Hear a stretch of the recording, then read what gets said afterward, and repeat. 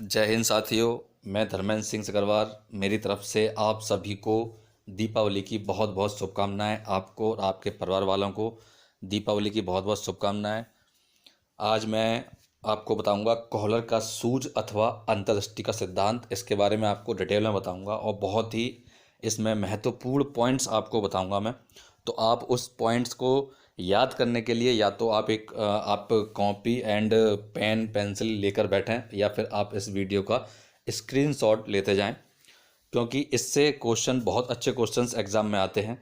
तो हम पढ़ते हैं। देखिए, कोहलर का जो सूझ अथवा अंतर्दृष्टि का सिद्धांत है, इसके प्रतिपादक किससे बताया गया है। प्रतिपादक अगर तीनों में पूछा गया है, प्रतिपादक प्रयोगकर्ता सबके नाम दिए जाते हैं, तो उसमें हम प्रतिपादक सिर्फ वर्दीमर को बताएंगे। प्रयोगकर्ता कोहलर जी ने इसका प्रयोग किया है।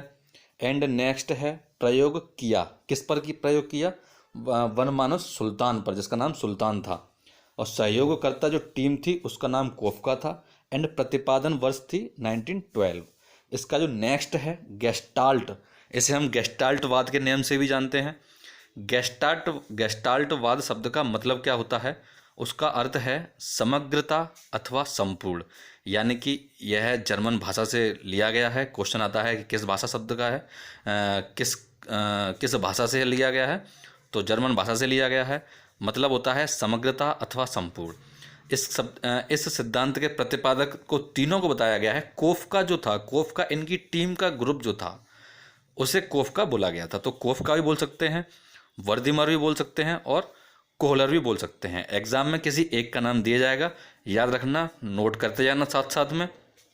और हम इससे संबंधित महत्वपूर्ण पॉइंट्स नेक्स्ट स्लाइड में देखेंगे। यह है कोहलर का सिद्धांत, यानी कि कोहलर के सिद्धांत को हम किस किस नाम से जानते हैं। एग्जाम में कई प्रकार के नाम से क्वेश्चन बनता है इसमें। तो देखिए, पहला क्वेश्चन बनता है कि गेस्टाल्टवाद प्रयोगकर्ता किसे बताया गया है, वो है कोहलर जी। समग्रवाद सिद्धांत किसने दिया, कोहलर जी ने। अवयवीवाद सिद्धांत किसने दिया, कोहलर जी ने। संपूर्णवाद सिद्धांत किसने दिया, कोहलर जी ने। तो इस प्रकार से आप इन चीज़ों को नोट करते जाइए या फिर स्क्रीनशॉट साथ साथ में लेते जाइए। इनसाइट थ्योरी भी कोहलर जी ने दी। इनसाइट थ्योरी का मतलब भी होता है सूझ का सिद्धांत, सूझबूझ का सिद्धांत भी किसने दिया, कोहलर जी ने दिया।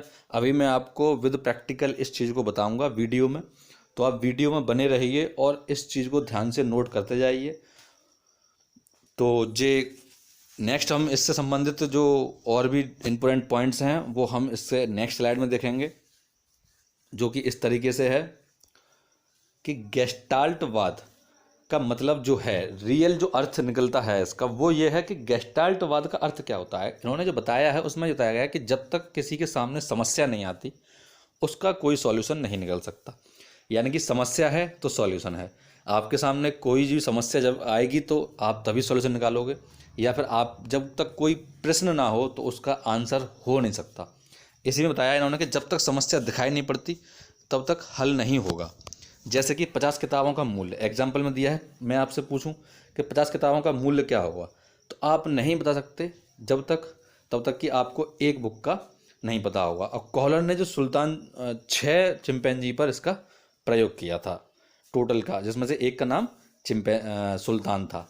और देखो, प्रयोग करके मैंने बताया है आपको इस वीडियो में बॉक्स समस्या। इसमें बहुत सारे केले जो हैं कमरे की छत पर लटका दिए गए हैं और कमरा बंद कर दिया गया। जो सुल्तान नाम का जो चिंपैंजी था, उसने क्या किया, प्राप्त करने की कोशिश की लेकिन थक गया और बाद में वह बैठ जाता है, थक जाता है और फिर वो सोचता रहता है।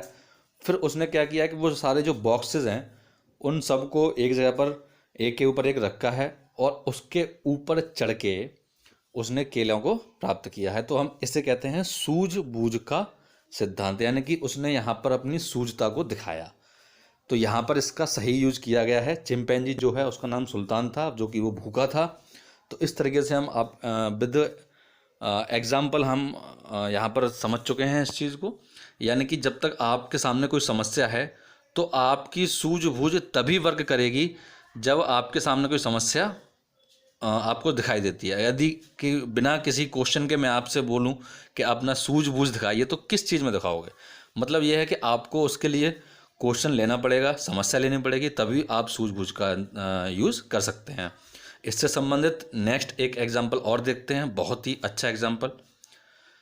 इसमें क्या है कि छड़ी का प्रयोग किस प्रकार से किया गया है, सूझबूझता में छड़ी का प्रयोग उस चिंपैंजी ने किस प्रकार से किया है। तो चिंपैंजी को पिंजरे में बंद कर दिया गया और केले ऊपर से लटका दिए गए और 2 छड़ी रख दी गई। तो केले प्राप्त करने में सफल ना रहा, बैठ गया, फिर सूझ के द्वारा छड़ियों को जोड़कर केले को प्राप्त किया गया। इसमें इस तरीके से बताया गया है। तो मैं आपको समझाऊं कि केले लटका दिए गए, 2 छड़ियाँ थीं अलग अलग टूटी हुई, वीडियो में दिखाया, चित्र में दिखाया गया है। तो उसमें क्या है कि जब उसने पहले प्रयास किया, अपने शारीरिक प्रयास किया, जंप कर करके लेने का प्रयास किया, लेकिन वो असफल रहा, थक गया। लेकिन यहाँ पर जैसे कि पिछले फ़ोटो में आपने देखा था कि उन्होंने चिंपैंजी जो था उसने बॉक्सेस को यूज़ किया था, और इसमें जो केले को लेने के लिए छड़ियों का यूज़ किया गया है। तो देखो, एक फर्स्ट जो चित्र है उसमें दिखाया गया है कि इसने दोनों छड़ियों का जॉइंट करके उस केले को प्राप्त किया। तो यहाँ पर सूझबूझ का यूज़ किया गया है। इससे और महत्वपूर्ण पॉइंट्स नेक्स्ट स्लाइड में देखते हैं। गेस्टाल्टवादी, ऐसे नोट कर लीजिए या फिर इसका स्क्रीनशॉट लीजिए, बहुत ही इंपॉर्टेंट है, बहुत ज़्यादा इंपॉर्टेंट है। गेस्टाल्टवादियों के अनुसार अंतर्दृष्टि का सिद्धांत 5 संप्रत्ययों के आधार पर कार्य करता है, जो कि इस प्रकार है। यदि आप गेस्टाल्टवाद का यूज़ करना चाहते हैं तो सबसे फर्स्ट जो होगा वो किस तरीके से होगा, पहले लक्ष्य होगा। लक्ष्य को प्राप्त करोगे तो उसमें बाधाएं आएंगी, और जब बाधा आएंगी आप देखोगे तो बाधा के अनुसार आपको फिर टेंशन होगी। टेंशन के बाद आप अपने सूझबूझ का यूज़ करोगे और बुद्धि को एकाग्र करोगे, और फिर उसका पुनरुत्थान यानी कि उसका हल निकलेगा। तो इसी प्रकार से वीडियो देखने के लिए चैनल को सब्सक्राइब एंड लाइक ज़रूर करें। धन्यवाद।